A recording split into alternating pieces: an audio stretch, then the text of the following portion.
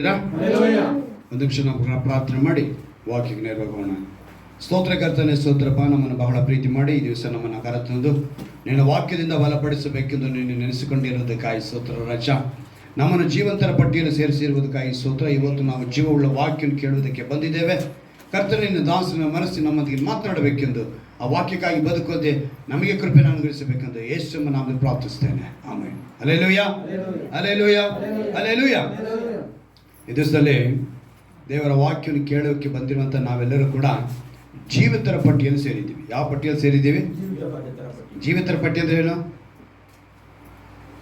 ಬದುಕಿರುವಂಥ ನಾವು ಇವತ್ತು ಬದುಕಿಯವರ ಪಟ್ಟಿಯಲ್ಲಿ ಆಧಾರ ಲಿಸ್ಟ್ ಹೆಂಗಿದೆಯೋ ಎಲ್ಲ ಒಂದು ಲಿಸ್ಟ್ ಇರುತ್ತಲ್ಲ, ಆ ರೀತಿಯಾಗಿ ನಾವು ಕೂಡ ಇವತ್ತು ಆ ಪಟ್ಟಿಯಲ್ಲಿ ಸೇರಿದ್ದೀವಿ. ಅದರಿಂದ ಇವತ್ತು ಕುಳಿತಿದ್ದೀವಿ. ಇಲ್ಲ ಅಂತ ಹೇಳಿದರೆ ಸತ್ತವರ ಪಟ್ಟಿಯಲ್ಲಿ ನಾವು ಇರಬೇಕಾಗಿತ್ತು. ಆದರೆ ದೇವರ ಕೃಪೆ ನಮ್ಮ ಮೇಲಿದೆ. ಪ್ರತಿ ಕ್ಷಣದಲ್ಲೂ ನಮ್ಮನ್ನು ಬಲಹೀನನಾಗಿಸಬೇಕು. ಅವನು ಮಾಡುವಂಥ ಉದ್ದೇಶ ಎಲ್ಲ ಹೆಂಗಂತ ಹೇಳಿದ್ರೆ, ಶತ್ರು ನಾವೇನಾದರೂ ಮಾಡಿ ಕುಗ್ಗಿ ಹೋಗಬೇಕು, ನಾವು ಎಲ್ಲ ಸಮಯದಲ್ಲೂ ಕೂಡ ಕಳ್ಕೊಂಡವರಾಗೆ ಕಾಣಲ್ಪಡಬೇಕು, ಏನೋ ನಮಗೆ ಆವರಿಸ್ಕೊಂಡಂಗೆ ಇರಬೇಕು, ಒಂದು ಸಮಾಧಾನ ಕಾಣದಿರಂಗೆ ಇರಬೇಕು. ಇದೇ ಅವನ ಕೆಲಸ. ಇವಾಗ ಇಲ್ಲೊಂದು ಪ್ರಾರ್ಥನೆ ನಡೀತದೆ ಅಂತ ಹೇಳಿದ್ರೆ ಇದರ ಸುತ್ತಲೂ ಮಾತ್ರವಲ್ಲ, ನಾವು ಹೋಗುವಾಗಲೂ ಬರುವಾಗಲೂ. ಈಗ ನಾವು ನಮ್ಮ ಮನೆ ವಾಸ ಮಾಡ್ತೀವಿ. ನಮ್ಮ ಮನೆ ಇವರು ಕ್ರೈಸ್ತರು ಅಂತ ಹೇಳಿದ್ರೆ ನಮ್ಮನ್ನು ನೋಡುವಂಥ ಕಣ್ಗಳಿಗೆ ನಾವು ಯಾವತ್ತೂ ಸಾಕ್ಷ್ಯ ಕಾಣ. ಹಲ್ಲೆಲೂಯಾ. ನಮ್ಮ ಮನೆಗೆ ಸಿನಿಮಾ ಓಡುತ್ತೋ ಓಡಲಿಲ್ವೋ ಅದು ಬೇರೆ ವಿಷಯ. ಅದು ಒಂಥರ ಉಪ್ಪಿನಕಾಯಿ ನಿಮ್ಮದು. ಯಾವುದದು? ಸಿನಿಮಾ ಅನ್ನೋದು ಉಪ್ಪಿನಕಾಯಿ. ಅದು ಬೇಡ. ಯಾಕಂತ ಹೇಳಿದ್ರೆ ನನಗೆ ಮರೆಯಾಗಿರ್ಬೋದು, ಅದು ದೇವ್ರಿಗೆ ಮರೆಯಾಗಿ ಯಾವುದೂ ಇರಲ್ಲ. ನಾನು ಹೇಳೋದೇನು ಅಂತ ಹೇಳಿದ್ರೆ, ನೀವು ಮಾಡುವಂಥ ಪ್ರತಿಯೊಂದು ಕ್ರಿಯೆ ಕಾರ್ಯ ಅಲ್ಲಿ ದೇವರ ನಾಮ ಮಹಿಮೆ ಪಡಬೇಕು. ಇಲ್ಲಿ ನಾವು ಆರಾಧನೆಗೆ ಬಂದು ಆರಾಧನೆ ಮುಗಿಸ್ಕೊಂಡು ಹೋದ ಮೇಲೆ ನಮ್ಮ ಮನೆ ವಾತಾವರಣ ಹೇಗಿರಬೇಕು ಅಂತ ಹೇಳಿದ್ರೆ ನಗುತ್ತಾ ಇರಬೇಕು ಅಲ್ವಾ? ನಗುತ್ತಾ ಇರಬೇಕು ಅಂತ ಹೇಳಿದ್ರೆ ಆ ಸಮಾಧಾನ ನಮ್ಮನ್ನು ಆಳ್ವಿಕೆ ಮಾಡಬೇಕು. ಸಮಾಧಾನ ಆಳ್ವಿಕೆ ಮಾಡಬೇಕು ಅಂದರೆ ನಮ್ಮ ಭಾರನ ಯಾರು ಕೊಡಬೇಕು? ದೇವರು. ಅವರೇನಂತ ಹೇಳ್ತಾರೆ, ಅನುದಿನವೂ ನಿಮ್ಮ ಭಾರವನ್ನು ಹೊರವನಾಗಿದ್ದೀನಿ, ನಿಮ್ಮ ಚಿಂತೆಯನ್ನೆಲ್ಲ ನನ್ನ ಮೇಲೆ ಹಾಕಿರಿ, ನಾನು ನಿಮಗೋಸ್ಕರ ಚಿಂತಿಸ್ತೀನಿ. ಎಷ್ಟು ಅದ್ಭುತವಾದ ಮಾತುಗಳನ್ನ ಹೇಳಿದ್ದಾರೆ. ಅವಾಗ ನಾವು ತೆಗೆದುಕೊಂಡ ಮೇಲೆ ಆಗಲೂ ಕೂಡ ಈ ಮನುಷ್ಯನ ಹೃದಯ ಕುಗ್ಗಿ ಹೋಗಿದೆ ಅಂತ. ಕೀರ್ತನೆಗಳು 42ನೇ ಅಧ್ಯಾಯ, ಕೀರ್ತನೆಗಳು 42ನೇ ಅಧ್ಯಾಯ, ಅದರಲ್ಲಿ 2 ಕಡೆ ಈ ಮಾತನ್ನು ಬರೆಸ್ತಾರೆ. ಇಲ್ಲಿ ನೋಡಿ, ಇದನ್ನು ಬರೆದಿರೋರು ಕೋರಹಿಯರು. ಈ ಕೋರಹಿಯರು ಯಾರು? ದಾವಿದನ ಅವನ ಆಸನದಲ್ಲಿ, ಅವನ ಆಳ್ವಿಕೆಯಲ್ಲಿ, ಅವನ ಒಡಂಬಡಿಕೆ ಪೆಟ್ಟಿಗೆ ಎತ್ಕೊಂಡು ಹೋಗುವಾಗಲೂ ಬರುವಾಗಲೂ, ಮತ್ತು ಅವನಿಗೆ ಅಂದರೆ ಮಂಜೂಷ ಪೆಟ್ಟಿಗೆ ಮುಂದೆ ಹಾಡು ಹೇಳುವಂಥ ಒಂದು ಗುಂಪು ಈ ಕೋರಹಿಯರು. ಆ ಗುಂಪಿನವರು ಈ ರಚನೆ ಮಾಡಿದ್ದಾರೆ. ಇದು ಎಲ್ಲಿದೆ ತೆಗೆದುಕೊಂಡ್ರೆ ಭಕ್ತನಾದ ದಾವೀದನ ಹಾಡಿನಿಂದಾನೆ ಅವ್ರು ಕೆಲವನ್ನ ತೆಗೆದುಕೊಂಡು ಇಲ್ಲಿ ಅವ್ರು ಏನು ಹೇಳ್ತಾರೆ 5ನೇ ವಾಕ್ಯದಲ್ಲಿ, ನನ್ನ ಮನವೇ ನೀನು ಕುಗ್ಗಿ ಹೋಗಿರುವುದೇನು, ಹೀಗೆ ವ್ಯಥೆಪಡುವುದೇಕೆ, ದೇವರನ್ನು ನಿರೀಕ್ಷಿಸು, ಆತನೇ ನನಗೆ ರಕ್ಷಕನೂ ದೇವರು ಆಗಿದ್ದಾನೆ, ನಾನು ಇನ್ನು ಆತನನ್ನು ಸ್ತುತಿಸುತ್ತಿರುವೆನು. ಇದೇ ಮಾತು ಮತ್ತೆ 11ನೇ ವಾಕ್ಯದಲ್ಲಿ ನೋಡಿ, ಅದೇ ಮಾತೆ 2 ಕಡೆ ಬರೆಸಿದ್ದಾರೆ. ಅಂದರೆ ಕುಗ್ಗಿ ಹೋಗಿದ್ದೀವಿ ನಾವು. ಈ ಕುಗ್ಗಿ ಹೋಗಿರೋ ವಿಷಯದಿಂದ ಏನು ಮಾಡ್ಕೊತಾ ಇದೀವಿ ಅಂತ ಹೇಳಿದ್ರೆ ವ್ಯಥೆ ಪಡ್ತಾ ಇದ್ದೀವಿ. ಈ ವ್ಯಥೆ ಪಡೋದ್ರಿಂದ ದೇವರ ಮೇಲೆ ಇರೋ ನಿರೀಕ್ಷೆ ಕಳ್ಕೊಳ್ತಾ ಇದ್ದೀವಿ. ದೇವರ ಮೇಲೆ ನಿರೀಕ್ಷೆ ಕಳ್ಕೊಳ್ಳೋದ್ರಿಂದ ರಕ್ಷಕನು ಆತನೆಂಬುದನ್ನು ಮರೀತಾ ಇದ್ದೀವಿ. ಇವಿಷ್ಟು ನಡೆದೋಗುತ್ತೆ. ಒಂದೇ ಒಂದು ವಿಷಯ, ಹೃದಯ ಏನಾಗುತ್ತೆ? ಕುಗ್ಗಿ ಹೋಗ್ತಾ ಇದೆ. ಇದು ಕುಗ್ಗಿದ ತಕ್ಷಣ ವ್ಯಥೆ ಬರುತ್ತೆ. ವ್ಯಥೆ ಬಂದಿದ ತಕ್ಷಣ ನಿರೀಕ್ಷೆ ಕಳ್ಕೊಳ್ತೀವಿ. ನಿರೀಕ್ಷೆ ಕಳ್ಕೊಂಡಿದ್ದ ತಕ್ಷಣ ರಕ್ಷಕನ ನಾವು ಮರಿತೀವಿ. ಏನಕ್ಕೆ ರಕ್ಷಕನನ್ನು ಮರಿತೀವಿ ಅಂತೇಳಿ, ನಮಗೋಸ್ಕರ ಜೀವ ಕೊಟ್ಟಿದ್ದಾರೆ, ನಮಗೋಸ್ಕರ ತನ್ನ ಒಳ್ಳೆ ಸೀಟ್ನ, ಎಂಥ ಸೀಟ್ ಅದು? ಮಹಿಮೆಯ ಸೀಟ್ ಅಲ್ವಾ? ಆ ಸೀಟ್ನ ಯಾರಿಗೂ ಕೊಡೋಕ್ಕೆ ಸಾಧ್ಯ ಇಲ್ಲ. ಅವ್ರೇನು ಹೇಳ್ತಾರೆ, ನಾನು ನನ್ನ ಆಸನದಲ್ಲಿ, ನನ್ನ ರಾಜ್ಯದಲ್ಲಿ ಅವರ ಬಲಗಡೆ ನಾವು ಕುಳಿತುಕೊಳ್ಬೋದು ಅಲ್ವಾ? ಅಂಥ ಒಂದು ಸೀಟ್ ಅದು. ಅಂಥ ಸ್ಥಾನನ ಅವ್ರು ಬಿಟ್ಟು ಇಲ್ಲಿಗೆ ಬಂದಿದ್ರೆ ನಾವೇನು ಮಾಡ್ತಾ ಇದ್ದೀವಿ? ಆ ರಕ್ಷಕನನ್ನು ಮರೀತಾ ಇದ್ದೀವಿ. ಅದಕ್ಕೆ ಇಲ್ಲಿ ಕೋರಹಿರು ಹೇಳ್ತಾರೆ, ನಾವು ಎನ್ಮೇಲೆ ಆರನ್ನು ಮಾಡಲ್ಲ, ಕುಗ್ಗಿ ಹೋಗೋದಿಲ್ಲ, ವ್ಯಥೆ ಪಡೋದಿಲ್ಲ, ನಿನ್ನೆ ನಿರೀಕ್ಷಿಸ್ತೀವಿ, ನೀನೇ ರಕ್ಷಕನು, ನೀನೇ ನಮ್ಮ ದೇವರು, ನಿನ್ನನ್ನೇ ನಾವು ಸ್ತುತಿಸ್ತೀವಿ. 11ನೇ ವಾಕ್ಯ ಕೂಡ ಅದನ್ನೇ, ನನ್ನ ಮನವೇ ನಿನ್ನ ಕುಗ್ಗಿ ಹೋಗಿರು, ನೀನಿಗೆ ವ್ಯಥೆ ಪಡೋದಕ್ಕೆ ದೇವರು ನಿರೀಕ್ಷಿಸು, ಆತನೇ ನನಗೆ ರಕ್ಷಕನು ದೇವರಾಗಿದ್ದಾನೆ, ನಾನು ಇನ್ನೂ ಆತನನ್ನು ಈ ನಾನು ಇನ್ನೂ ಅನ್ನೋವಾಗಲೇ ಚೆನ್ನಾಗಿ ಅರ್ಥ ಮಾಡ್ಕೋಬೇಕು. ಅಲ್ಲಿ ಏನೋ ನಡೀತಾ ಇದೆ, ಅವರೊಳಗೇನೋ ನಡೀತಾ ಇದೆ. ಅಂದರೆ ಏನೋ ಒಂದು ಸಮಸ್ಯೆ, ಏನೋ ಒಂದು ಸಂಕಟ, ಏನೋ ಒಂದು ವ್ಯಥೆ ಮನಸ್ಸನ್ನ ಕುಗ್ಗಿಸ್ತಾ ಇದೆ, ಅವರ ಬಲಹೀನನಾಗಿ ಮಾಡುತ್ತಾ ಇದೆ. ಆದರೆ ಅವ್ರು ಹೇಳ್ತಿದ್ರೆ, ನಾನು ಇನ್ನೂ ಆತನನ್ನು, ಈ ಅನುಭವದೊಳಗೆ ನಾವು ಬರಬೇಕು, ಈ ಅನುಭವದೊಳಗೆ ನಾವು ಬರಬೇಕು. ನಮ್ಮ ಮನಸ್ಸು ಕುಗ್ಗಿ ಹೋಗುತ್ತೆ. ಅದಕ್ಕೇನೆ 103ನೇ ಕೀರ್ತನೆ ಏನು ಹೇಳ್ತೀವಿ ನಾವು? ಪ್ರತಿ ಪ್ರಾರ್ಥನೆ ಮುಗಿಯುವಾಗ ಏನು ಹೇಳ್ತೀವಿ? ನನ್ನ ಮನವೇ ಯೆಹೋವನನ್ನ ಕೊಂಡಾಡು. ಆಮೇಲೆ ನನ್ನ ಸರ್ವೇಂದಿಗಳೇ ನನ್ನ ಮನವೇ ಆತನ ಒಂದನ್ನು. ಇದನ್ನ ನಾವು ಹೇಳ್ತೀವಿ, ಹೇಳಿದ್ದು ಇಲ್ಲಿಗೆ ಇಲ್ಲಿಗೆ ಇಲ್ಲಿಗೆ ಫುಲ್ ಸ್ಟಾಪ್. ಅಲ್ಲಿ ಹೋಗಿದ ತಕ್ಷಣ ಎಲ್ಲ ಒಳಗಡೆ ಬಂದು ಮತ್ತೇನು ಮಾಡ್ತೀವಿ? ಚಿಂತನೆನೇ. ಈ ಅನುಭವನ ತೆಗೆದಾಕಿ ಈ ಅನುಭವದೊಳಗೆ ಬರಬೇಕು ಅಂತಲೇ ಇಲ್ಲಿ ಭಕ್ತರುಗಳು ತುಂಬ ಸಲ ನಮಗೆ ಇದನ್ನು ಹೇಳ್ಕೊಡ್ತಾ ಇದ್ದಾರೆ. ಅವ್ರು ಹೇಳ್ಕೊಡೋದಕ್ಕೆ ಕಾರಣ ಏನು ಅಂತ ಹೇಳಿದ್ರೆ, ದೇವರು ಅವರ ಮೂಲಕ ನಮಗೆ ಹೇಳಿಸ್ತಿದ್ದಾರೆ. ಭಕ್ತರುಗಳ ಮೂಲಕ ತನ್ನ ಮಾತನ್ನು ಬರೆಸಿ ನಮಗೆ ತಿಳಿಯಪಡಿಸ್ತಾ ಇದ್ದಾರೆ. ಇವಾಗ ನಾವೇನು ಮಾಡಬೇಕು? ಕುಗ್ಗಿ ಹೋಗದಂತೆ ನೀವು ಹಿಂದಕ್ಕೆ ಬನ್ನಿ. ಈ ಮಾತನ್ನು ಹೇಳೋದಕ್ಕೆ ಮುಂದೆ ಅಲ್ಲಿ ಒಂದು ಬಲಪಡಿಸುವ ಒಂದು ಮಾತನ್ನು ಕೀರ್ತನೆ 33ರಲ್ಲಿ ಒಂದು ಬರೆಸಿದ್ದಾರೆ. ಒಂದು ಅದ್ಭುತವಾದ ಮಾತನ್ನು 18ನೇ ವಾಕ್ಯದಲ್ಲಿ ಅವ್ರು ಬರೆಸಿದ್ದಾರೆ. ಕೀರ್ತನೆಗಳು 33ನೇ ಅಧ್ಯಾಯದ 18ನೇ ವಾಕ್ಯದಲ್ಲಿ ದೇವರು ಈ ರೀತಿಯಾಗಿ ಬರೆಸ್ತಾರೆ. ತನ್ನಲ್ಲಿ ಭಯಭಕ್ತಿ ಉಳ್ಳವರನ್ನು ಕಟಾಕ್ಷಿಸುತ್ತಾನೆ, ತನ್ನ ಕೃಪೆಯನ್ನು ನಿರೀಕ್ಷಿಸುವವರನ್ನು ಲಕ್ಷಿಸುತ್ತಾನೆ. ಈಗ 42ನೇ ಕೀರ್ತನೆಯಲ್ಲಿ ನಾವು ನೋಡ್ತೀವಿ, ದೇವರನ್ನ ನಿರೀಕ್ಷಿಸು, ಆತನೇ ನನಗೆ ರಕ್ಷಕನು, ನನ್ನ ದೇವರು ಆಗಿದ್ದಾನೆ. ಅಂದರೆ ಈ ಕೀರ್ತನೆ ಬೇಸ್ ಮಾಡಿಕೊಂಡು ಕೋರಹಿರು ಏನು ಹೇಳ್ತಿದ್ದಾರೆ? ಇನ್ನು ಮೇಲೆ ನಾವೇನು ಮಾಡಬೇಕು? ಆತನೇ ನಮ್ಮ ರಕ್ಷಕನು, ಆತನೇ ನಮ್ಮ ಏನಾಗಿದ್ದಾನೆ? ನಿರೀಕ್ಷೆ ಆಗಿದ್ದಾನೆ, ಆತನೇ ನಮ್ಮ ದೇವರಾಗಿದ್ದಾನೆ. ನೀನು ಯಾಕೆ ಕುಗ್ಗಿ ಹೋಗ್ತಿದ್ಯಾ? ಅಲ್ಲಿಗೆ ಸ್ಟಾರ್ಟಿಂಗ್ ನೋಡಬೇಕು. ನಿನ್ನ ದೇವರಾದ ಯೆಹೋವನನ್ನ ಪೂರ್ಣ ಮನಸ್ಸು, ಪೂರ್ಣ ಶಕ್ತಿ. ಅಂದರೆ ಒಂದೇ ದೇಹದಲ್ಲಿ ಇಷ್ಟು ಕೆಲಸ ನಡೀತಾ ಇದೆ. ದೇವ್ರಿಗೆ ಚೆನ್ನಾಗಿ ಗೊತ್ತು. ಅದಕ್ಕೇ ಅಲ್ಲಲ್ಲಿ ಒಂದೊಂದಕ್ಕೂ ಒಂದೊಂದನ್ನು ಹೇಳ್ತಾರೆ. ಯಾಕೆ ಮನಸ್ಸು ಕುಗ್ಗಿ ಹೋಗ್ತಾ ಇದೆ? ಈ ಮನಸ್ಸು ಕುಗ್ಗಿ ಹೋಗ್ಬಿಟ್ರೆ ಕೆಲವ್ರು ಹೇಳ್ತಾರೆ, ಯಾಕೆ ಹಂಗಿದ್ಯಾ? ಮನಸ್ಸೇ ಸರಿ ಇಲ್ಲ. ಏನಂತ ಹೇಳ್ತೀವಿ? ಮನಸ್ಸೇ ಸರಿ ಇಲ್ಲ. ಈ ಮನಸ್ಸು ಸರಿ ಇಲ್ಲ ಅಂತ ಹೇಳ್ಬಿಟ್ರೆ, ಎದುರುಗಡೆ ಐಸ್ ಕ್ರೀಮ್ ಇದ್ರು ಬಿರಿಯಾನಿ ಇದ್ರೂ ಕೂಡ ಅದನ್ನು ತಿಂತೀನಿ ಅಂದರೆ ಅವನ ಮನುಷ್ಯನೇ ಅಲ್ಲ. ಮನಸ್ಸು ಸರಿ ಇದ್ರೂ ಕೂಡ ನಾನು ತಿಂತೀನಿ ಅಂದರೆ ಅವನು ಮನುಷ್ಯನೇ ಅಲ್ಲ, ಅವನು ಯಾವುದೋ ಜಂತುಗೆ ಸೇರಿದವನು ಅಲ್ವಾ? ಸೊ ಮನಸ್ಸೇ ಸರಿಯಿಲ್ಲ ಅಂತ ಹೇಳೋನು ಏನು ಮಾಡೋಕ್ಕಾಗಲ್ಲ ಅಲ್ವಾ? ಹಾಗಿರುವಾಗ ದೇವರು ಅದಕ್ಕೇ ಈ ಭಕ್ತರುಗಳ ಮೂಲಕ ನಮಗದು ತಿಳಿಯಪಡಿಸ್ತಾರೆ. ಮನಸ್ಸಂತೆ ಎಂದು ಹೆಂಗಿರುತ್ತೆ. ಅದಕ್ಕೆ ಪೂರ್ಣ ಮನಸ್ಸು ಬೇಕಪ್ಪ ನನಗೆ, ನಿನ್ನ ಹತ್ರ ನನಗೆ ಫುಲ್ ಬೇಕು, ಫುಲ್ ಫಿಲ್ಮೆಂಟ್ ನನಗೆ ಏನೇ ಫುಲ್ಲಾಗಿ ಬೇಕು, ಪೂರ್ತಿ ಬೇಕು, ಸಂಪೂರ್ಣ ಬೇಕು. ಆ ಸಂಪೂರ್ಣವಾಗಿ ನನಗೆ ಕೊಟ್ಟರೆ ನಾನೇನು ಮಾಡ್ತೀನಿ? ಹ್ಯಾಂಡಲ್ ಮಾಡ್ತೀನಿ. ಈಗ ನೀನು ಸ್ವಲ್ಪ ಕೊಡೋದಲ್ಲ. ಈಗ ಮನೆ ಕಟ್ತೀವಿ, ಎಲ್ಲರೂ ಏನು ಮಾಡ್ತಾರೆ ಗೊತ್ತಾ? ಹಾಲ್ ದೊಡ್ಡದಾಗಿರ್ತೈತೆ, ಕಿಚನ್ ದೊಡ್ಡದಾಗಿರುತ್ತೆ ಎಲ್ಲ. ಆದರೆ ಒಂದು ದೇವರ ಮನೆಯಿಂದ ಕಟ್ತಾರೆ ನೋಡಿ, ಅದು ಎಷ್ಟು ಕಟ್ಟಿರ್ತಾರೆ? ಟಾಯ್ಲೆಟ್ಗಿನ್ನ ಚಿಕ್ಕದಾಗಿ ಕಟ್ಟಿರ್ತಾರೆ. ಏನಂತೆ? 3ಕ್ಕೆ 3 ಕಟ್ಕೊತಾರೆ. ಈಗ ಕೆಲವು 3ಕ್ಕೆ 3 ಕಟ್ಟೋದಿಲ್ಲ. ಈಗ ಶೋಕೇಸ್ ನಾವು ಹೋಗಿರೋ ಮನೆಯಲ್ಲಿ ರೆಡಿಮೇಡಲ್ಲಿ ಒಂದು ಇದು ಕಬೋರ್ಡಲ್ಲಿ ಮಾಡಿಬಿಟ್ಟಾರೆ ಅಲ್ಲಿಗೆನಲ್ಲಿ. ಅದು 1.5 ಅಗಲ ಇರುತ್ತೆ, ಉದ್ದ ಮಾತ್ರ ಒಂದು 7 ಅಡಿ ಇರ್ಬೋದು. 4 ಅಡಿನೇನೋ ಇದೆ ಉದ್ದಕ್ಕೆ. ಅಲ್ಲ ಮೇಲಿಂದ ಅಲ್ಲವರೆಗೆ ಇದೆಯಪ್ಪ, ಕೆಳಗವರೆಗೂ 6 ಅಡಿಯನ್ನು ಇಟ್ಟವ್ರೆ. 1.5 ಅಡಿ ಅಷ್ಟೇ ಅಗಲ. ಆಯಿತಾ? ನಾನು ಬ್ಯಾಗ್ ಇಟ್ಟು ಒಂದು ಬುಕ್ ಇಡ್ಬೋದು ಪಕ್ಕದಲ್ಲಿ, ಅಷ್ಟೇ ಅಗಲ ಇರೋದು ನನಗೆ ಬೈಬಲ್ ಬ್ಯಾಗ್. ಅಂದರೆ ಇವತ್ತು ಮನುಷ್ಯ ತನ್ನ ದೇವರಿಗೆ ಅಂತ ಅವ್ರ ಥರನೇ ಅನ್ಯರ ಥರನೇ ನಾವೇನು ಮಾಡ್ತಾ ಇದ್ದೀವಿ? ದೇವರಿಗೆ ಸ್ವಲ್ಪ ಅಲ್ಲಿ ಪಕ್ಕದಲ್ಲೇ ಕೂತ್ಕೊಳ್ಳಪ್ಪ ನೀನು ಸೈಡಲ್ಲೇ, ನಮ್ಮ ಮಿಕ್ಕಿದೆಲ್ಲ ನಾವು ಬೇರೆ ವಿಷಯಗಳು, ಬೇರೆ ಎಲ್ಲ ವಿಷಯಗಳು ನಮ್ಮ ಹೃದಯದಲ್ಲಿ ತುಂಬಿಕೊಂಡು. ಅದಕ್ಕೆ ದೇವರು ಯೋಚನೆ ಮಾಡಿ ಹೇಳಿದ್ರು, ನೀವು ಕುಗ್ಗಿ ಹೋಗಿರೋದು ಯಾಕೆ? ಈಗ ಈ ವಾಕ್ಯ ನೋಡ್ತೀವಿ, ತನ್ನಲ್ಲಿ ಭಯಭಕ್ತಿ ಉಳ್ಳವರನ್ನು ಅವ್ರೇನು ಮಾಡ್ತಿದ್ದಾರೆ?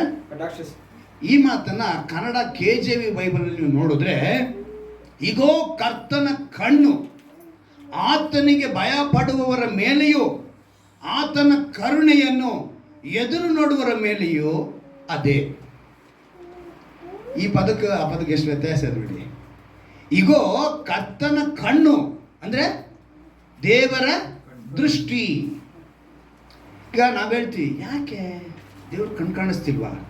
ಇಷ್ಟೊಂದು ಸಂಕಟ ನನಗೆ, ಇಷ್ಟೊಂದು ಬೇಸರ, ಮನಸ್ಸು ಒಡೆದೋಗಿದೆ, ಇಷ್ಟೊಂದು ಬಾಧೆ, ಯಾಕೆ ಅವ್ರ ದೃಷ್ಟಿ ನನ್ನ ಮೇಲೆ ಬೀಳ್ತಾ ಇಲ್ಲ? ಇವತ್ತು ಮನುಷ್ಯರ ಮೇಲೆ ಅನೇಕರ ದೃಷ್ಟಿ ಬೀಳ್ತಾ ಇದೆ. ದೃಷ್ಟಿ ಅಂದಿದ ತಕ್ಷಣ ಆ ದೃಷ್ಟಿಗೆ ಹೋಗ್ಬಿಡಿ, ನಾ ದೃಷ್ಟಿ ತೆಗಿತಲ್ಲ, ಆ ದೃಷ್ಟಿ ಅಲ್ಲ, ನಾನು ಹೇಳ್ತಾ ಇರೋದು ನೋಡ್ತಾ ಇರೋದು ನಮ್ಮನ್ನು.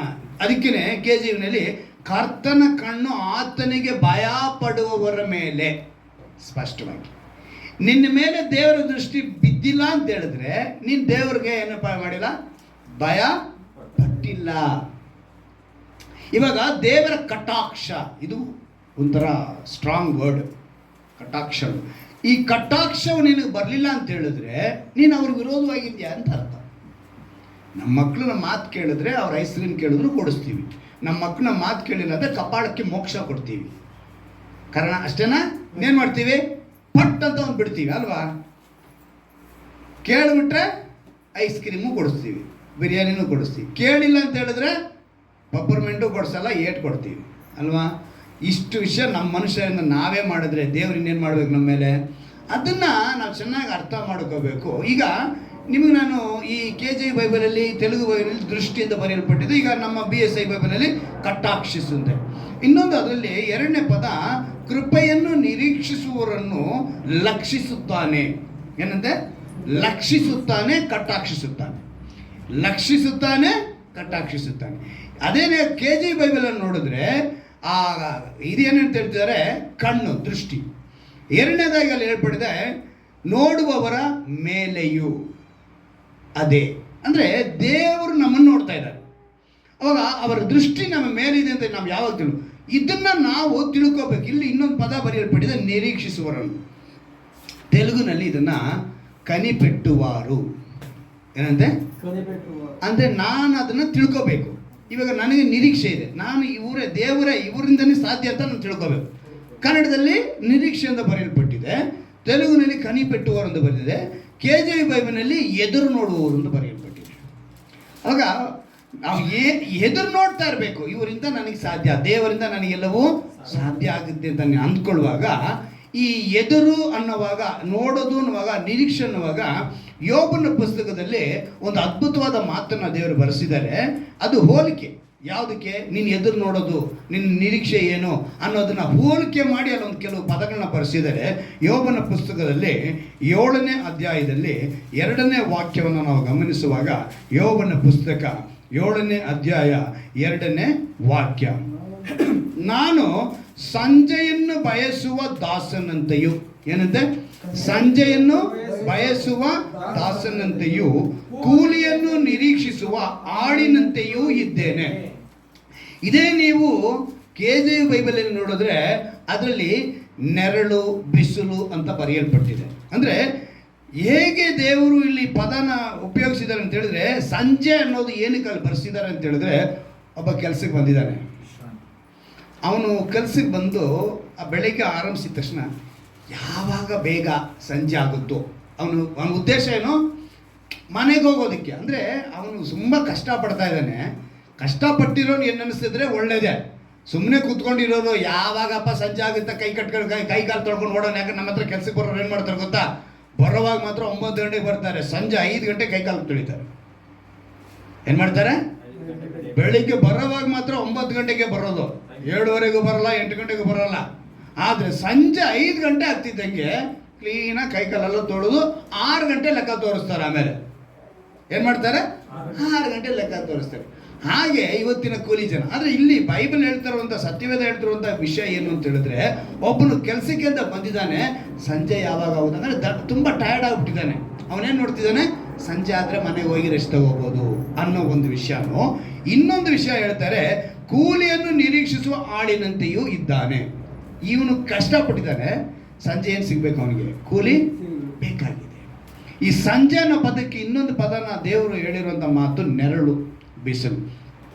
ಬಿಸಿಲು ಇವಾಗ ವಿಜ್ಞಾಪನೆ ಕೂಡ ನಾವು ಮಾಡಿದ್ವಿ. ಈಗಿನ ಸಮಯ ನಮ್ಮ ಒಂದು ವಾತಾವರಣ ಹೇಗಿದೆ ಅಂತ ಹೇಳಿದ್ರೆ 36 ಟಚ್ ಮಾಡ್ತಾ ಇದೆ. ಬಿಟ್ಬಿಟ್ಟು 36 ಪರವಾಗಿಲ್ಲ, ಇನ್ನೂ ಹೋಗುತ್ತೆ, 42 45 ಹೋಗುತ್ತಿದೆ. ದುಬೈನಲ್ಲಿ ಸಾಮಾನ್ಯವಾಗಿ 55 ದಾಟುತ್ತಂತೆ. ಎಷ್ಟು ದಾಟುತ್ತಂತೆ? ಆದರೆ ಅಲ್ಲಿ ಮಾಪನ ನೋಡುವಂಥವ್ರು, ಅಂದರೆ ನಿರ್ದಿಷ್ಟ ಕಾಲ ಈ ಸಮಯ ಬಿಸಿಲನ್ನ ಹೇಳುವಂಥವ್ರು ಅವ್ರೇನು ಹೇಳ್ತಾರೆ ಅಂದರೆ, ವಾತಾವರಣ ಇಲಾಖೆಯವರು ಹೇಳ್ತಾರೆ ಬರೀ 50 ತೋರಿಸ್ತಾರಂತೆ ಲೆಕ್ಕ. ಏನಕ್ಕೆ ಅಂದರೆ ಜನ ಏನಾಗ್ಬಿಡ್ತಾರೆ, ಪ್ಯಾನಿಕ್ ಆಗಿಬಿಡ್ತಾರೆ, ಭಯ ಪಡ್ತಾರೆ, ಏನಾಗ್ಬಿಡುತ್ತೋ ಅಂತೇಳಿ ಅವ್ರು 50 ಮೇಲೆ ದಾಟೋದೇ ಇಲ್ವಂತೆ. ಅಷ್ಟೇ ಇರೋದು ಅಂತೇಳಿ ಜನರನ್ನು ತೃಪ್ತಿಪಡಿಸ್ತಾರೆ. ಆದರೆ ದುಬೈನಲ್ಲಿ ಆ ಬಿಸಿಲಿಗೆ ನೀವು ಮೊಟ್ಟೆ ಹೊಡೆದು ಹಾಕ್ಬಿಟ್ರೆ ಆಮ್ಲೆಟ್ ಆಗಿಬಿಡುತ್ತೆ. ರೋಡಲ್ಲಿ ಏನಾಗ್ಬಿಡುತ್ತೆ, 1 ನಿಮಿಷದಲ್ಲಿ ಆಮ್ಲೆಟ್. ಅಷ್ಟೊಂದು ಬಿಸಿ ಕಾವು ಅಲ್ಲಿ ಇರುತ್ತದೆ. ಅದಕ್ಕೆ ಅವ್ರು ಏನು ಮಾಡಿದ್ದಾರೆ ಅಂತ ಹೇಳಿದ್ರೆ, ಬೆಳಗ್ಗೆ 4 ಗಂಟೆಯಿಂದ 10:30ವರೆಗೂ ಕೆಲಸ, ಆಮೇಲೆ 3:30ಯಿಂದ 6 ಗಂಟೆವರೆಗೂ ಕೆಲಸ. ಅಲ್ಲಿ ಕೆಲಸ ಮಾಡೋರು ಸಮಯಗಳು ಈ 10:30ವರೆಗೂ, ಬೆಳಗ್ಗೆ 4 ಗಂಟೆಯಿಂದ 10:30ವರೆಗೂ ಮಾಡಿ 10:30ಯಿಂದ ರೆಸ್ಟ್ ತಗೋಬೇಕು. ಯಾರು ಬಿಸಿಲಲ್ಲಿ ಕೆಲಸ ಮಾಡಬಾರ್ದು. ಆಮೇಲೆ ಮತ್ತೆ 3:30ಯಿಂದ ಸಂಜೆ 6 ಗಂಟೆವರೆಗೂ ಕೆಲಸ ಮಾಡಿ ಆ ರೀತಿಯಾಗಿ ಅಲ್ಲಿ ಬದುಕ್ತಾ ಇದ್ದಾರೆ. ಅಂದರೆ ಆ ಬಿಸಿಲು ಆ ರೀತಿಯಾಗಿ ಒಬ್ಬ ದೇವರ ಬಳಿ ಬಂದ ಮೇಲೆ ದೇವರ ಹತ್ರ ಅವನೇನು ಮಾಡಬೇಕು? ನಿರೀಕ್ಷಿಸ್ಕೊಂಡಿರ್ಬೇಕು. ದೇವರ ದೃಷ್ಟಿ ನನ್ನ ಮೇಲೆ ಇದೆ. ಅಂದರೆ ಇವತ್ತು ಆತ್ಮೀಕವಾಗಿ ನಾವು ಹೇಳಬೇಕು ಅಂತ ಹೇಳಿದ್ರೆ, ಅಂದರೆ ದೇವರ ಬಳಿ ಬಂದ ಕೂಡಲೇ, ಇವಾಗ ಸಂಜೆ ಆಗೋವರೆಗೂ ಕಾಯ್ತಾರ ಇಲ್ವೋ? ಬಿಸಿಲು ಇಳಿಯೋವರೆಗೂ ಕಾಯ್ತಾರೋ ಇಲ್ವೋ? ಆದರೆ ದೇವರ ಹತ್ರ ಬಂದರೆ, ಈ ಭಾನುವಾರ ಬಂದರೆ ನೆಕ್ಸ್ಟ್ ಭಾನುವಾರಕ್ಕೆಲ್ಲ ಅವ್ರಿಗೇನು ಬರಬೇಕು? ಆಶೀರ್ವಾದ. ಬಂದಿಲ್ಲ ಅಂದರೆ ನಮ್ಮ ದೇವ್ರಿಗೇನಿಲ್ಲ, ಪವರ್ ಇಲ್ಲ.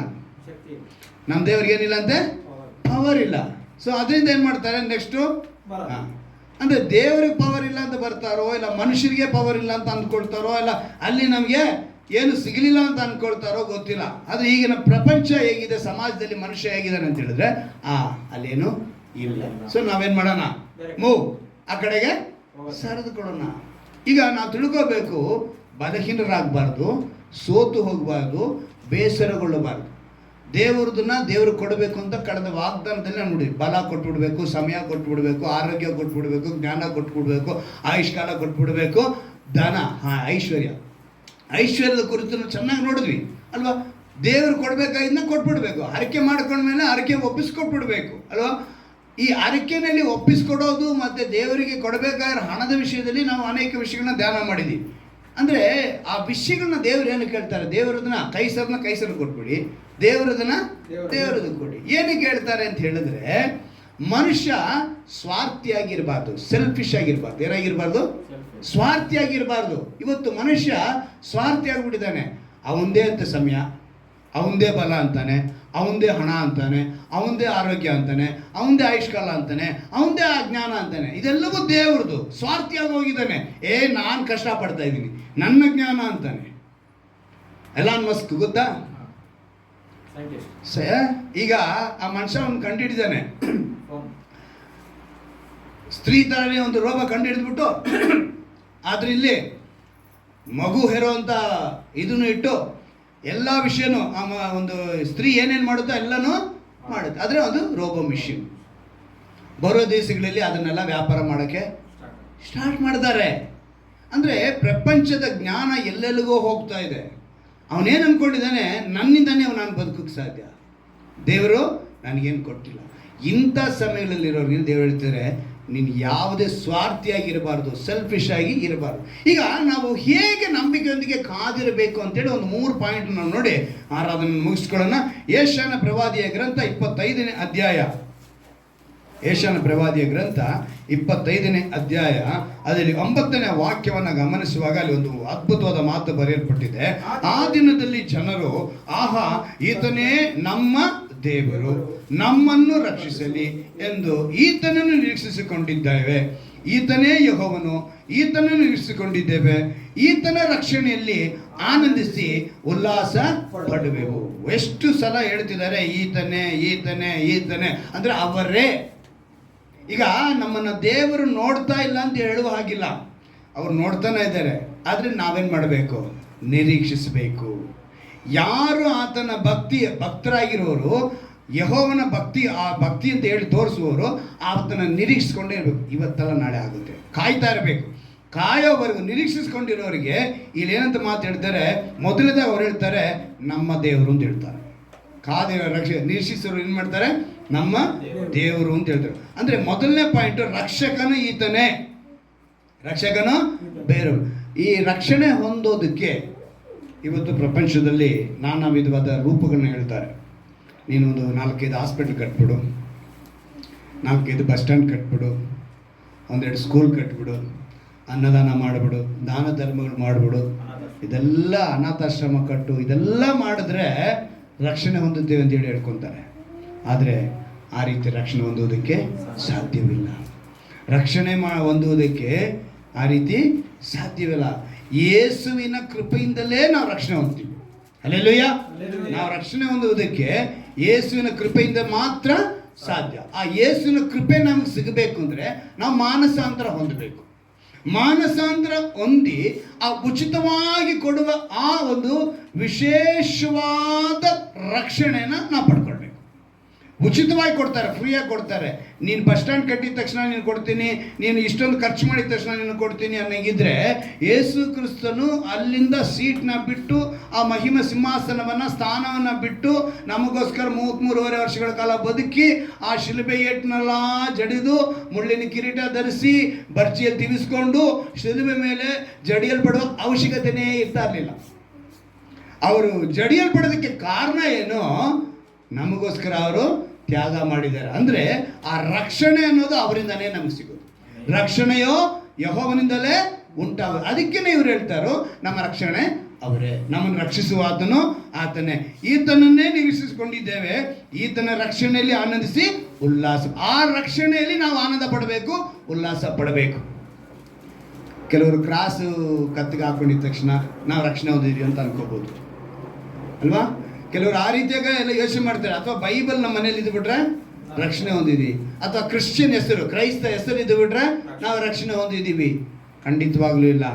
ನಾವು ಸಭೆಗೆ ಬಂದಿದ್ದ ತಕ್ಷಣ ಕೆಲವರು ಏನ್ಕೊಂಡಿದ್ದಾರೆ? ರಕ್ಷಣೆ ಹೊಂದಿದ್ದೀವಿ. ಖಂಡಿತವಲ್ಲ.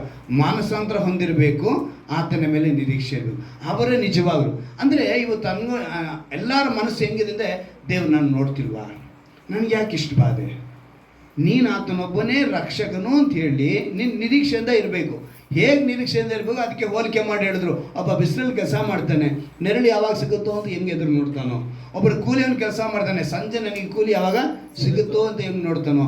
ಹಾಗೆ ನೀನು ರಕ್ಷಣೆ ಹೊಂದಿರುವಂಥ ನೀನು ದೇವರೊಬ್ಬನೇ ರಕ್ಷಕನು ಅಂತೇಳಿ ನಿರೀಕ್ಷಿಸಬೇಕು. ಹಲ್ಲೆಲೂಯಾ. ನೀನು ನಿರೀಕ್ಷಿಸಿದ್ರೆ ಆ ಆಶೀರ್ವಾದ ನಿನ್ನ ನೋಡಿಕೆ ಬರುತ್ತೆ. ಕಡೆವರೆಗೂ ತಾಳುವವನು ರಕ್ಷಣೆ ಹೊಂದುವನು ಅಂತೇಳಿ ಸುವಾರ್ತೆಯಲ್ಲಿ ಹೇಳಲ್ಪಟ್ಟಿದೆ.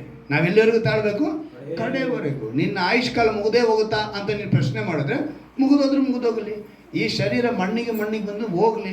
ಮಹಿಮೆಯ ಶರೀರದಲ್ಲಿ ನಾವು ದೇವ್ರ ಜೊತೆ ವಾಸ ಮಾಡಬೇಕು. ಅದೇ ನಮಗೆ ಮುಖ್ಯವಾಗಿ ಬೇಕಾಗಿರೋದು. ಈ ಮಣ್ಣಿನ ಶರೀರದಲ್ಲಿ ನಾವು ವಾಸ ಮಾಡಬೇಕನ್ನೋ ಅವಶ್ಯಕತೆನೇ ಇಲ್ಲ. ಈ ಮಣ್ಣಿನ ಶರೀರ ಎಲ್ಲ ಟ್ರೈನಿಂಗ್ ಪೀರಿಯಡ್. ಅರ್ಥ ಮಾಡ್ಕೊಳ್ಳಿ. ಮಣ್ಣಿನ ಶರೀರ ಏನಿದು?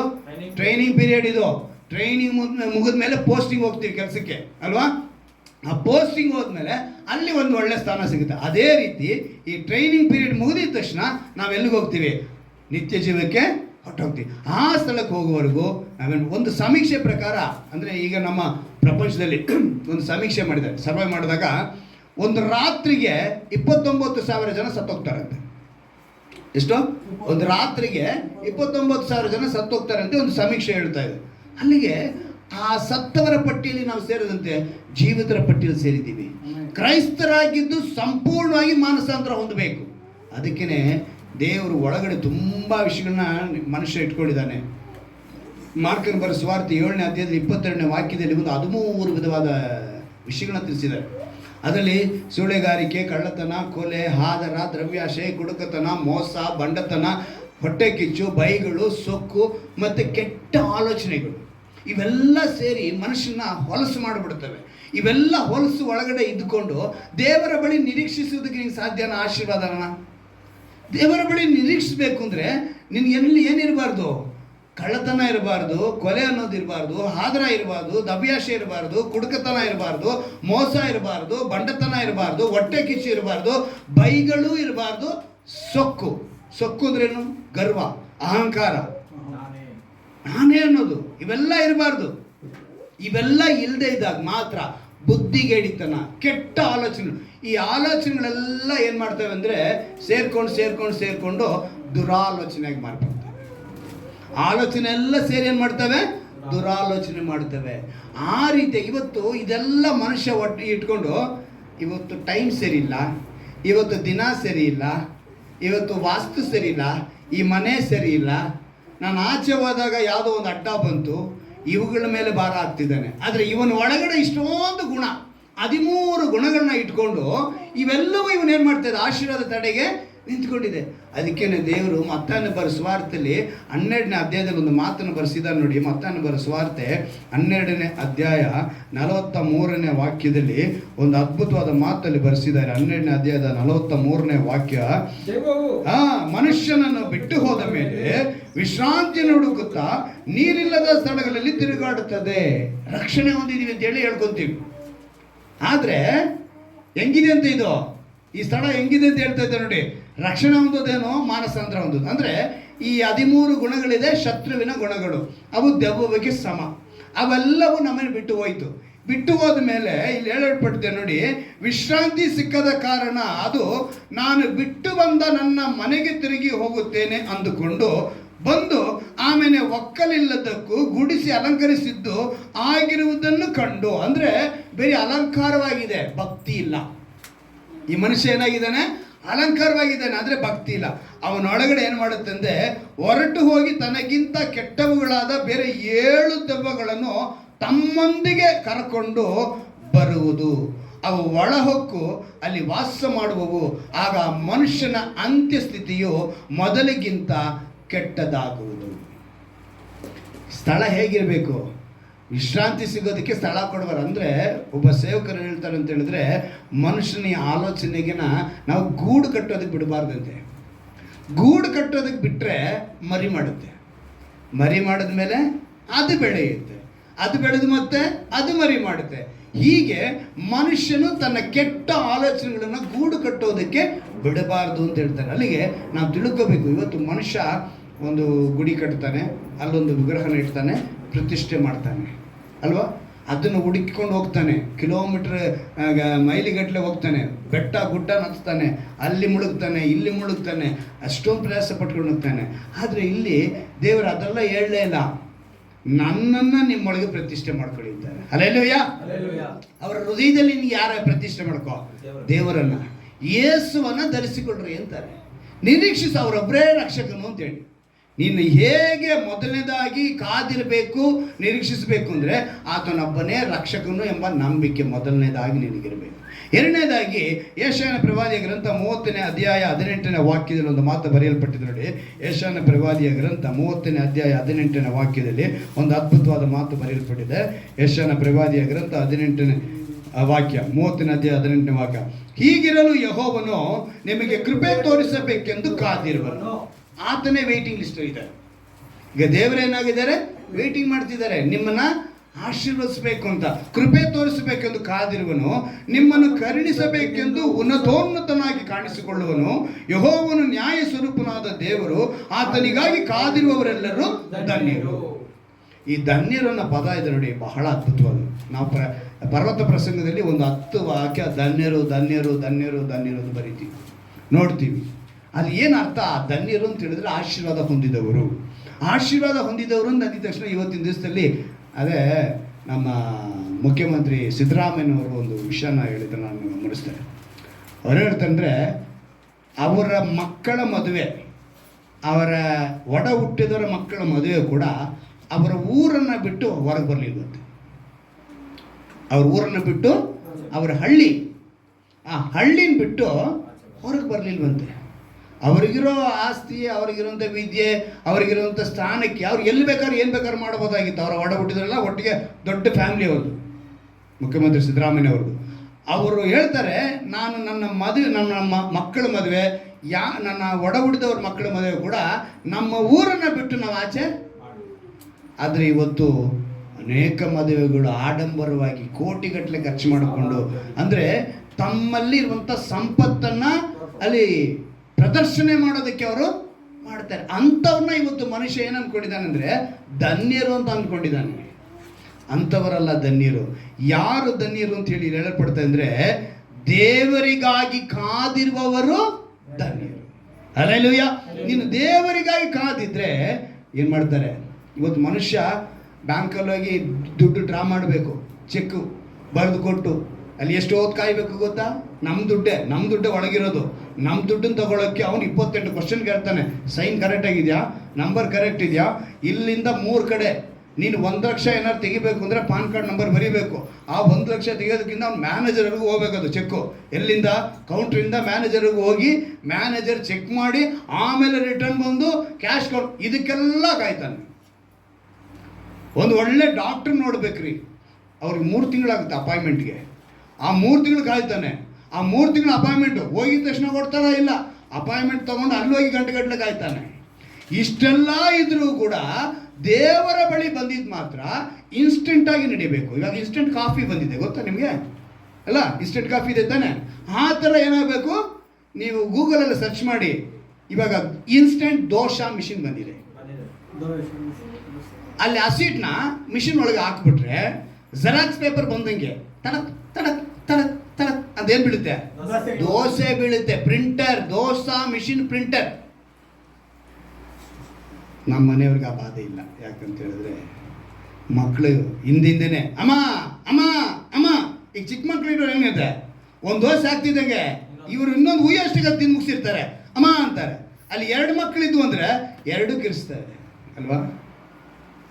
ಇವತ್ತು ದೋಸಾ ಪ್ರಿಂಟರ್ ಕೂಡ ಅಂದರೆ ಇನ್ಸ್ಟೆಂಟಾಗಿ ಮನುಷ್ಯನಿಗೆ ಬೇಗ ಏನಾಗಬೇಕು, ಆಗೋಗ್ಬಿಡ್ಬೇಕು. ಆ ರೀತಿಯಾಗಿ ಮನುಷ್ಯ ಏನು ಮಾಡ್ತಾರೆ, ದೇವರ ಹತ್ರ ಕೂಡ ಬಂದಿದ ತಕ್ಷಣ ಈ ವಾರ ಬಂದಿದ್ದೆ ಇವತ್ತೇ ಸಿಕ್ಬಿಡ್ಬೇಕು, ಏನು ಆಶೀರ್ವಾದ. ಆದರೆ ದೇವರ ವಾಕ್ಯ ಕಾದಿರುವವರೆಲ್ಲರೂ ಧನ್ಯರು. ಅಂದರೆ ದೇವರಿಗೋಸ್ಕರ ಕಾದಿರಬೇಕು. ಮೊದಲನೇದಾಗಿ ರಕ್ಷಕನು ಆತನೇ ಅಂತ ನಂಬಬೇಕು. 2ನೇದಾಗಿ ಕಾದಿರಬೇಕು. 3ನೇದಾಗಿ ಮೀಕನ ಬರೆದ ಪ್ರವಾದಿಯ ಗ್ರಂಥ 7ನೇ ಅಧ್ಯಾಯದ 7ನೇ ವಾಕ್ಯವನ್ನು ಗಮನಿಸುವಾಗ, ಮೀಕನ ಪ್ರವಾದಿಯ ಗ್ರಂಥ 7ನೇ ಅಧ್ಯಾಯ 7ನೇ ವಾಕ್ಯವನ್ನು ಗಮನಿಸುವಾಗ ಅಲ್ಲಿ ಒಂದು ಅದ್ಭುತವಾದ ಮಾತು ಬರೆಯಲ್ಪಟ್ಟಿದೆ. ನಾನಂತೂ ಯೆಹೋವನನ್ನು ಎದುರು ನೋಡುವೆನು, ನನ್ನ ರಕ್ಷಕನಾದ ದೇವರನ್ನು ಕಾದುಕೊಳ್ಳುವೆನು, ನನ್ನ ದೇವರು ನನ್ನ ಕಡೆಗೆ ಕಿವಿಗೊಡು. ಎಷ್ಟು ಅದ್ಭುತವಾದ ಮಾತು ನೋಡಿ. ನನ್ನ ದೇವರು ನನ್ನ ಕಿವಿಗೆ ಕಿವಿ ಕೊಡುವನು. ಅಂದರೆ ಈಗ ಇಲ್ಲಿ ಚೆನ್ನಾಗಿ ಅರ್ಥ ಮಾಡಿಕೊಳ್ಬೇಕು. ನನಗೆ ಕಿವಿ ಕೊಡುವನು ಅಂತ ಹೇಳುವಾಗ ನೀವು KJV ಬೈಬಲ್ ನೋಡಿದ್ರೆ ನನ್ನ ಪ್ರಾರ್ಥನೆಯನ್ನು ಆಲೈಸುವನು. ಅಲ್ಲಿಗೆ ನಾವೇ ಪ್ರಾರ್ಥನೆ ಮಾಡಬೇಕು. ಪಾಸ್ಟರ್ ಪ್ರಾರ್ಥನೆ ಮಾಡೋದಿರ್ಬೋದು, ಹೆತ್ತವರು ಪ್ರಾರ್ಥನೆ ಮಾಡೋದಿರ್ಬೋದು, ಪಕ್ಕದವರು ಪ್ರಾರ್ಥನೆ ಮಾಡೋದಿರ್ಬೋದು, ಯಾರು ಬೇಕಾದ್ರೂ ಪ್ರಾರ್ಥನೆ ಮಾಡೋದಿಲ್ಲ. ಆದರೆ ಮೊದಲನೇದಾಗಿ ನೀವೇನು ಮಾಡಬೇಕು? ಪ್ರಾರ್ಥನೆ ಮಾಡಿ. ಆಗ ದೇವರನ್ನು ಮಾಡ್ತಾರೆ ನನ್ನ ಕಡೆಗೆ ಕಿವಿ ಕೊಡುವನು. ಅಂದರೆ ನೀನು ಪ್ರಾರ್ಥನೆ ಮಾಡಿದ್ರೆ, ನೀನು ಕೂಗಿದ್ರೆ ಏನು ಮಾಡ್ತಾರೆ? ಕುರುಡ ಏನು ಮಾಡ್ದ? ಎಲ್ಲರೂ ಗದರಿಸಿದ್ರು. ಆದ್ರೆ ಏನು ಹೇಳ್ದ? ದಾವೀದನ ಕುಮಾರನೇ ನನ್ನನ್ನು ಕರುಣಿಸು ಅಂತೇಳಿ ಅವನ ಪಾಡಕ್ಕೆ ಹೋಗುದ. 12 ವರ್ಷದ ರಕ್ತ ಕುಸುಮ ರೋಗ. ಎಲ್ಲರೂ ಏನು ಹೇಳಿದ್ರು? ಆಕೆ ಒಳಗಿನೇ ಬರಬಾರ್ದು, ನಾವು ಹೊರಗಿಟ್ಟಿದ್ರು. ಆದರೆ ಆಕೆ ಏನು ನಿಲ್ಲಿಸಿದ್ಲು? ಮೆತ್ತ ಹಿಂದೆ ಹೋಗಿ ಆ ಬಟ್ಟೆ ಗೊಂಡೆ ಮುಟ್ಬಿಟ್ರೆ ಕೂಡ ನಮಗೆ ಆ ರೀತಿಯಾಗಿ ನಾವು ದೇವರಿಗೋಸ್ಕರ ಕಾದಿರಬೇಕು. ನಮ್ಗೆ ಏನು ಹೇಳಲ್ಪಟ್ಟಿದೆ ನೋಡಿ, ನಮ್ಮ ಪ್ರಾರ್ಥನೆಗೆ ಅವರು ಉತ್ತರ ಕೊಡೋರು. ಹಡ್ಸನ್ ಟೈಲರ್ ಅಂತೇಳಿ ಒಬ್ಬ ದೊಡ್ಡ ಸೇವಕರು. ಅವರು 1815 ಇದ್ದಂಥ ವ್ಯಕ್ತಿಗಳು. ಅವ್ರು ಹೇಳ್ತಾರೆ, ಅವರ ವಿಷಯನ ನಾನು ಅಪೊಸ್ತಲ ಕೃತ್ಯಗಳು ಬಹಳ ಇದೆ, ಅದೆಲ್ಲ ನೋಡ್ಕೊಂಡೋದ್ರೆ ಇನ್ನೂ ಮುನ್ನವರು ಹೋಗ್ತೀನಿ ನಾನು. ಅದು ಬೇಡ, ಒಂದು ಮೈನ್ ಅಂಶ ಹೇಳ್ತೀನಿ ನಾನು. ಹಡ್ಸನ್ ಟೈಲರು ಸಮುದ್ರ ಪ್ರಯಾಣ ಮಾಡ್ತಿದ್ದಾರೆ. ಪ್ರಯಾಣ ಮಾಡುವಾಗ ನಿಮಗೆಲ್ಲ ಗೊತ್ತಾ, ಹಾಯಿ ಹಡಗು ಅಂತಾರೆ. ಹಾಯಿ ಹಡಗು ಅಂದ್ರೆ ಏನು ಗೊತ್ತಾ? ಪರದೆ ಹಾಕಿರ್ತಾರೆ. ಆ ಪರದೆಗಳಿಗೆ ಗಾಳಿ ಬಂದು ಬೀಸುವಾಗ ಆ ಗಾಳಿ ಹಡಗನ್ನ ನೂಕುತ್ತೆ. ಆ ನೂಕೋದ್ರ ಮೇಲೆ ಇವರು ಏನು ಮಾಡಬೇಕು? ಹಡಗನ್ನ ಮುಂದೆ ತಗೊಂಡು ಹೋಗ್ಬೇಕು. ಆ ರೀತಿಯಾಗಿ ಗಾಳಿ ಇದ್ರೇ ಹಡಗು ಹೋಗೋದು. ಅಂಥ ಹಡಗು ಕೆಲವು ಸಮಯ ಗಾಳಿ ಇಲ್ಲ ಅಂತೇಳಿ ವಾರಗಟ್ಟಲೆ ಸಮುದ್ರದಲ್ಲಿ ನಿಂತ್ಕೊಳ್ಳುತ್ತೆ. ಅಂಥ ಪರಿಸ್ಥಿತಿ ಆದಾಗ ಹಡ್ಸನ್ ಟೈಲರ್ ಅದರೊಳಗಿದ್ರಂತೆ. ಅವ್ರದ್ದು ಹೇಳಿದ್ರಂತೆ, ಅಪ್ಪ ನಾಳೆ ನನಗೆ ಒಂದು ಈ ಸ್ಥಳದಲ್ಲಿ ಪ್ರಾರ್ಥನೆ ಇದೆ, ನಾನು ಅಲ್ಲಿಗೆ ಹೋಗಲೇಬೇಕು. ಆಗೋದೇ ಇಲ್ಲ ಸ್ವಾಮಿ, ಇನ್ನು 15 ದಿವಸನೋ 10 ದಿವಸನೋ ಗೊತ್ತಿಲ್ಲ, ಗಾಳಿ ಬರೋವರೆಗೂ ನಾವು ಯಾರು ಹೋಗೋ ಹಾಗಿಲ್ಲ ಅಂಥೇಳಿ ಏನು ಲಂಗುರನ ಹಾಕ್ಬಿಟ್ರು. ಇವ್ರು ಹೇಳದಂತೆ ನೀನು ಅದನ್ನು ತೆಗಿ, ಈಗ ಗಾಡಿ ಬರುತ್ತೆ ಅಂತ. ಕ್ಯಾಪ್ಟನ್ ಹೇಳ್ತಿದ್ದಾನೆ, ನಿನಗೇನು ಉಚ್ಚಿಗಿಸಿದೆಯಾ, ನಾವು ನಂಗೂರ ಹಾಕಿಲ್ಲ ಅಂತ ಹೇಳಿದ್ರೆ ಅಡುಗೆನಾಗ್ಬಿಡುತ್ತೆ, ಈ ಕಡೆ ಆ ಕಡೆಗೆ ಬಿದ್ದೋಗುತ್ತೆ. ಯಾಕಂದರೆ ಬೇರೆ ಯಾವ್ದಾದ್ರು ಬಂದು ಕುತ್ಕೊಂಡು ಹೋಗುತ್ತೆ, ಮೀನುಗಳು ಬರುತ್ತೆ, ಏನಾದ್ರು ಬರ್ಬೋದು ಅಂತೇಳಿ. ಅವ್ರು ಹೇಳದಂತೆ ನೀನು ಏನು ಯೋಚನೆ ಮಾಡಿ, ಈಗ ಬರೋದು. ತಕ್ಷಣ ಅವ್ರು ಹೇಳಿ 5 ನಿಮಿಷಕ್ಕೆ ಬಿರುಗಾಳಿ ಬೀಸ್ತಂತೆ ಬಿತ್ತಂತೆ. ನಾನು ಇವಾಗ ಯೋಚನೆ ಮಾಡಿದೆ, ದೇವರು ಇದು ಹೇಗೆ ಸಾಧ್ಯ ಅಂತ ಹೇಳುವಾಗ ಅಪೊಸ್ತಲರ ಕೃತ್ಯಗಳು 27ನೇ ಅಧ್ಯಾಯ 28ನೇ ಅಧ್ಯಾಯ ಓದಿ ನೋಡಿ. ಅದರಲ್ಲಿ ಸ್ಪಷ್ಟವಾಗಿ ಅಪೊಸ್ತಲನಿಗೆ ತನ್ನ ಪ್ರಯಾಣದಲ್ಲಿ ಅದೆಲ್ಲ ನಡೆದಿರೋದು ಬರೆದಿದ್ದಾರೆ. ಸೇಮ್ ಥರ ನಡೆಯುತ್ತೆ. ಅದೇ ಥರ ನಡೆದಾಗ ಅವನು ಹೇಳ್ತಾನೆ, ಗಾಳಿ ಬರುತ್ತಪ್ಪ ನಡಿ. ಅಂದರೆ ಬಿರುಗಾಳಿನೂ ಬರುತ್ತೆ, ಬಿರುಗಾಳಿನ ತಡೆಯ ಶಕ್ತಿನೂ ದೇವರಿಗೆ ಇದೆ. ಅಂದರೆ ಹಡ್ಸನ್ ಟೇಲರ್ಗಿದ್ದಂಥ ನಂಬಿಕೆ ಏನು, ನನ್ನ ಪ್ರಾರ್ಥನೆಗೆ ಕಿವಿ ಕೊಡ್ತಾರೆ. ಅವ್ರ ಮಗ ಜಾನ್ ಟೇಲರ್ ಹೇಳ್ತಾರೆ, ಅವ್ರು ಚೈನಾದಲ್ಲಿ ಸೇವೆ ಮಾಡಿದವರು. ಅವರು ಚೈನಾದಲ್ಲಿ ಸೇವೆ ಮಾಡಿದಾಗ ನನ್ನ ತಂದೆ ಮೊಣಕಾಲು ಊರಿದ ಮೇಲೇ ಚೈನಾಗೆ ಸೂರ್ಯ ಕಾಣಿಸ್ತಿದ್ದ ಅಂತ ಹೇಳ್ತಾರೆ. ಅಲ್ಲೆಲ್ಲೂಯ್ಯ. ಅರ್ಥ ಏನು, ಅಷ್ಟು ಬೆಳಿಗ್ಗೆನೆ ಅವ್ರ ತಂದೆ ಏನು ಮಾಡ್ತಿದ್ರಂತೆ, ಮೊಣಕಾಲು ಓರ್ತಿದ್ದಾರೆ. ಇವತ್ತು ನಾವು ನಮ್ಮ ಮಕ್ಕಳ ಮುಂದೆ ಹೇಗೆ ಕಾಣಿಸ್ತಾ ಇದ್ದೀವಿ? ನಮ್ಮ ಮಕ್ಕಳಿಗೆ ನಾವು ಉದಾಹರಣೆಯಾಗಿದ್ದೀವ? ನಾವು ಪ್ರಾರ್ಥನೆ ಮಾಡಿದ್ರೇ ನಮ್ಮ ಮಕ್ಕಳು ನಾವೇನು ಮಾಡೋಕ್ಕೆ ಸಾಧ್ಯ? ಪ್ರಾರ್ಥನೆ ಮಾಡೋದಕ್ಕೆ ನಾವೇ ಪ್ರಾರ್ಥನೆ ಮಾಡ್ತಿಲ್ಲ, ನಾವೇ ಸಭೆಗೆ ಹೋಗ್ತಿಲ್ಲ, ನಾವೇ ಏನು ಮಾಡ್ತಿಲ್ಲ ಅಂದರೆ ನಮ್ಮ ಪ್ರಾರ್ಥನೆಗೆ ಯಾರು ಕಿವಿಗೊಡ್ತಾರೆ? ದೇವರಲ್ಲಿ ಮೀಕನ ಮೂಲಕ ತಿಳಿಸ್ತಾರೆ, ನನ್ನ ದೇವರು ನನ್ನ ಕಡೆಗೆ ಕಿವಿಗೊಡುವನು. ಕಾರಣ ಏನು? ಅವನು ಪ್ರಾರ್ಥನೆ ಮಾಡ್ದ, ನೀನು ಪ್ರಾರ್ಥನೆ ಮಾಡು. ಜಾನ್ ನಾಕ್ಸ್ ಅನ್ನೋ ಸೇವಕರು ಸ್ಕಾಟ್ಲ್ಯಾಂಡಲ್ಲಿ ಸೇವೆ ಮಾಡಿದವರು, ಅವ್ರೇನು ಹೇಳ್ತಾರೆ ಅಂತ ಹೇಳಿದ್ರೆ, ಅವರ ಕುರಿತು ಏನು ಹೇಳ್ತಂದ್ರೆ, ಸ್ಕಾಟ್ಲ್ಯಾಂಡ್ ರಾಣಿ 10,000 ಸೈನಿಕರು ಇದ್ದರೂ ಜಾನ್ ನಾಕ್ಸ್ ಪ್ರಾರ್ಥನೆ ಮಾಡಿದ್ರೆ ನಾನು ನಡುತ್ತೀನಿ ಅಂತಾರೆ. 10,000 ಸೈನಿಕರಿಗಿಂತ ಆ ಜಾನ್ ನಾಕ್ಸ್ ಪ್ರಾರ್ಥನೆಗೆ ಪವರ್ ಜಾಸ್ತಿ ಅಂತೇಳಿ ಆ ಸ್ಕಾಟ್ಲ್ಯಾಂಡ್ ರಾಣಿ ಹೇಳಿರೋ ವಿಷಯನ ಪುಸ್ತಕದಲ್ಲಿ ಬರೆದಿದ್ದಾರೆ. ಅಂದರೆ ಇವತ್ತು ನಿನ್ನ ಪ್ರಾರ್ಥನೆ ಇದೆ ಅಂದರೆ ನಿನಗೆ ದೇವರಿಗೋಸ್ಕರ ಎದುರು ನೋಡಬೇಕು. ನಿನ್ನ ಪ್ರಾರ್ಥನೆಗೆ ದೇವರೇನು ಮಾಡ್ತಾರೆ? ಉತ್ತರ ಕೊಡ್ತಾರೆ ಅಲ್ವಾ? ಸೊ ದೇವರ ದೃಷ್ಟಿ ನಿಮ್ಮ ಮೇಲೆ ಇದೆ. ಆತನಿಗೆ ಭಯ ಪಡೋರ ಮೇಲೆ ಆತನು ನಿರೀಕ್ಷಿಸೋರ ಮೇಲೆ ಆತನು ಕಟಾಕ್ಷಿಸುವನಾಗಿದ್ದಾನೆ, ಅವನು ಲಕ್ಷಿಸುವನಾಗಿದ್ದಾನೆ. ದೇವರ ಹತ್ರ ನಾವು ಈ ಅನುಭವ ಕೊಡಿ ಅಂತೇಳಿ ನಾವು ಮೊಣಕಾಲು ಹಾಕಿ ಪ್ರಾರ್ಥನೆ ಮಾಡೋಣವಾ? ಯಾರ್ಯಾರು ಹೇಗಿರಬೇಕು, ನಂಬಿಕೆಯೊಂದಿಗೆ ಕಾದಿರಬೇಕು, ನಿರೀಕ್ಷಿಸಿಕೊಂಡಿರಬೇಕು ಅಂದರೆ ಮೊದಲನೇದಾಗಿ ಆತನೊಬ್ಬನೇ ರಕ್ಷಕನು ಅಂತೇಳಿ ನಾವು ನಿರೀಕ್ಷಿಸಬೇಕು. ಎರಡನೇದಾಗಿ ಕಾದಿರುವವರು ಧನ್ಯರೆಂದು ಬರೆಯಲ್ಪಟ್ಟಿದೆ. ಮೂರನೇದಾಗಿ ಎದುರು ನೋಡುವವರು ಆತನಿಗೆ ಅಂದರೆ ನಾವೇ ಆತನ ಬಳಿ ಪ್ರಾರ್ಥನೆ ಮಾಡೋರಾಗಿರಬೇಕು. ನಮ್ಮ ಪ್ರಾರ್ಥನೆಗೆ ಆತನು ಕಿವಿಡುಗೊಡನಾಗಿದ್ದಾನೆ. ದೇವರೇ ಈ ಅನುಭವ ಕೊಡಿ ಅಂತೇಳಿ ಯಾರ್ಯಾರು ಈ ಸಮಯದಲ್ಲಿ ಒಪ್ಪಿಸಿಕೊಡುತ್ತಿದ್ದಾರೋ ಅವರೆಲ್ಲರನ್ನು ಕೂಡ ಕರ್ತನೆ ಎಸಯ್ಯ ಕುಗ್ಗಿ ಹೋದವರಾಗಿದ್ದಾರೆ, ಕರ್ತನೆ ಬಾಲಹೀನರಾಗಿದ್ದಾರೆ ಕರ್ತನೆ, ಇವರನ್ನು ನೀನು ಬಲಪಡಿಸಬೇಕೆಂದು ನಾನು ಪ್ರಾರ್ಥಿಸ್ತೇನೆ ರಾಜ. ಯೇಸುವೇ, ನಿಮ್ಮ ನಾಮದಲ್ಲಿ ನಾವು ಬೇಡಿಕೊಳ್ಳುತ್ತಿದ್ದೇವೆ ಕರ್ತನೆ. ನಮ್ಮ ಬಳಿ ಕರ್ತನೆ ನಮ್ಮ ಮನಸ್ಸು ಕುಗ್ಗಿ ಹೋಗಿದೆಯಪ್ಪ, ಕುಗ್ಗಿ ಹೋಗಿರುವಂಥವ್ರನ್ನ ನಮ್ಮನ್ನು ನೀನು ಬಲಪಡಿಸಬೇಕೆಂದು ನಾನು ಪ್ರಾರ್ಥಿಸ್ತೇನೆ ರಾಜ. ಯೆಹೋವನಾದರೂ ತನ್ನಲ್ಲಿ ಭಯಭಕ್ತಿಯುಳ್ಳವರನ್ನು ಕಟಾಕ್ಷಿಸುತ್ತಾನೆ, ತನ್ನ ಕೃಪೆಯನ್ನು ನಿರೀಕ್ಷಿಸುವವರನ್ನು ಲಕ್ಷಿಸುತ್ತಾನೆ ಎಂದು ಮಾತು ಕೊಟ್ಟಿದ್ಯಪ್ಪ. ಯೆಹೋವನೇ, ನಾವೇ ನಿನ್ನನ್ನು ನಿರೀಕ್ಷಿಸಿಕೊಂಡಿದ್ದೇವೆ, ನಿನ್ನ ಕೃಪೆಯು ನಮ್ಮ ಮೇಲೆ ಇರಲಿ ಎಂದು ಭಕ್ತನು ಹೇಳುತ್ತಾನೆ. ನಮ್ಮ ಮನಸ್ಸು ಕುಗ್ಗಿ ಹೋಗುವಂಥ ಸಮಯಗಳಲ್ಲಿ, ವ್ಯಥೆಪಡುವಂಥ ಸಮಯದಲ್ಲಿ ದೇವರನ್ನೊಬ್ಬರನ್ನೇ ನಿರೀಕ್ಷಿಸಬೇಕು. ಆತನೇ ನಮ್ಮ ರಕ್ಷಕನು, ಆತನೇ ದೇವರು ಆಗಿದ್ದಾನೆ ಎಂದು ಹೇಳಬೇಕು. ಆತನ ಇನ್ನೂ ನಾವು ಸ್ತುತಿಸುತ್ತಿರಬೇಕು. ಈ ಅನುಭವ ಕೊಡಿ ಅಂತೇಳಿ ಯಾರ್ಯಾರು ಒಪ್ಪಿಸಿಕೊಡುತ್ತಾರೋ ಅವರೆಲ್ಲರನ್ನು ಆಶ್ರಯಿಸಬೇಕನ್ನು ಪ್ರಾರ್ಥಿಸ್ತೇನೆ ರಾಜ. ಈ ವಾಗ್ದಾನದ ಆಶೀರ್ವಾದಗಳು ಯೇಸುವಿನ ನಾಮದಲ್ಲಿ ಅವರಿಗೆ ಉಂಟಾಗಲಿ ಅಂತ ಪ್ರಾರ್ಥಿಸ್ತೇನೆಪ್ಪ. ಯಾರು ಯಾವ ಸಮಯದಲ್ಲಿ ಕೇಳಿದರೂ ಕೂಡ ಕರ್ತನೆ, ಈ ವಾಕ್ಯದ ಆಶೀರ್ವಾದ ಯೇಸುವಿನ ನಾಮದಲ್ಲಿ ಅವರಿಗೆ ಕರ್ತನೆ, ಆ ಕೃಪೆ, ಆ ಒಂದು ವಿಶೇಷವಾದ ಕರುಣೆ ಯೇಸುವಿನ ನಾಮದಲ್ಲಿ ಉಂಟಾಗಲಿ ಅಂತ ಪ್ರಾರ್ಥಿಸ್ತೇನೆ. ಹೇಗೆ ದಾಸನ ಕಣ್ಗಳು ಯಜಮಾನನನ್ನು ಎದುರು ನೋಡುತ್ತದೋ ಹಾಗೆ ಕರ್ತನೆ, ಸಂಜೆ ಯಾವಾಗ ಆಗುತ್ತೆಂದು ಒಬ್ಬ ವ್ಯಕ್ತಿ ಕಾಣುತ್ತಾನೋ, ಒಬ್ಬ ಕೂಲಿಯವನು ನನಗೆ ಕೂಲಿ ಯಾವಾಗ ಸಿಗುತ್ತೆ ಎಂದು ಎದುರು ನೋಡುತ್ತಾನೋ ಹಾಗೇ ನಾವು ಎದುರು ನೋಡುವವರಾಗಿ ಕರ್ತನ ಆತುರ ಪಡದಂತೆ ನಿನಗಾಗಿ ಕಾದಿರುವವರಾಗಿ, ನಿನಗಾಗಿ ಎದುರು ನೋಡುವವರಾಗಿ, ನಿನ್ನ ಮೇಲೆ ನಂಬಿಕೆ ಇಟ್ಟವರಾಗಿ, ನೀನೊಬ್ಬನೇ ರಕ್ಷಕನಂದು ಹೇಳಿ ನಿರೀಕ್ಷಿಸುವಂತೆ ಕೃಪೆ ಮಾಡುವಂತ ಹೇಳಿ ನಾನು ಪ್ರಾರ್ಥಿಸ್ತೇನೆ ರಾಜ. ಆ ರೀತಿಯಾಗಿ ನಡೆಸುವುದಕ್ಕಾಗಿ ಸ್ತೋತ್ರ, ಘನಮಾನ ಮಹಿಮೆ ನಿಮ್ಮ ನಾಮಕ್ಕೆ ಸಲ್ಲಿಸ್ತಾ ಯೇಸುವಿನ ನಾಮದಲ್ಲಿ ಪ್ರಾರ್ಥಿಸ್ತೇನೆ. ಆಮೆನ್.